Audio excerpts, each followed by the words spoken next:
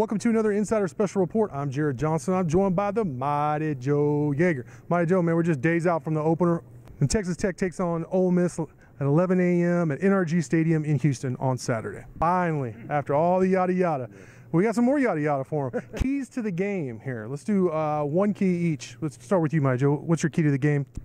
Yeah, well, I mean, the strength of Ole Miss is that receiving core, no question about it. I mean, that's a group that can throw a little fear into Alabama.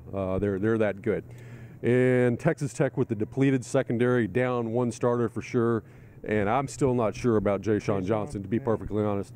In that situation, there's not much you can do with those receivers. You're not going to be able to cover those guys for too long.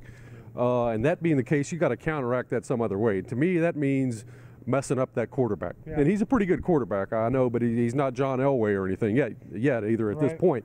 So, and you know, you've got to affect him some way, and there's a couple of different ways to do that. I mean, obviously you can disguise the heck out of everything and try to confuse him, or you can bring a lot of pressure. Yeah. And it's some combination of those two things. But I think he's got to really be the focal point of the defense, and they've got to figure out some way to make life very, very difficult for him, because if it's easy for him, that means a lot of points on the board for Ole Miss.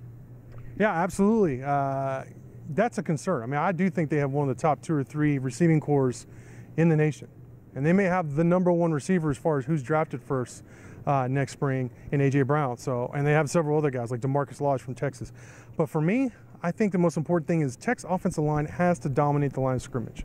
They're going against a much maligned Ole Miss defensive front. No doubt they have just harped on it all offseason, because the Rebels had one of the worst defenses in all of college football last year. You have a veteran group, you have some accomplished guys.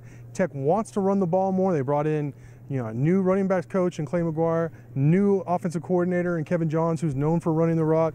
You got to be able to execute and really control the ball at times, which I know sounds foreign to Red Raider fans, but they need to control the line of scrimmage, control the ball, and really control the game so that it can allow them, their defense, to rest, for one, but also so that they can finish the game, which is one of the points of emphasis for the Red Raiders all season. So on defense, somehow corral or at least disrupt that passing game, and then offensively, the offensive line just has to control the line of scrimmage. But great stuff from you, Mighty Joe, as always. Thank you all for watching, and until next time.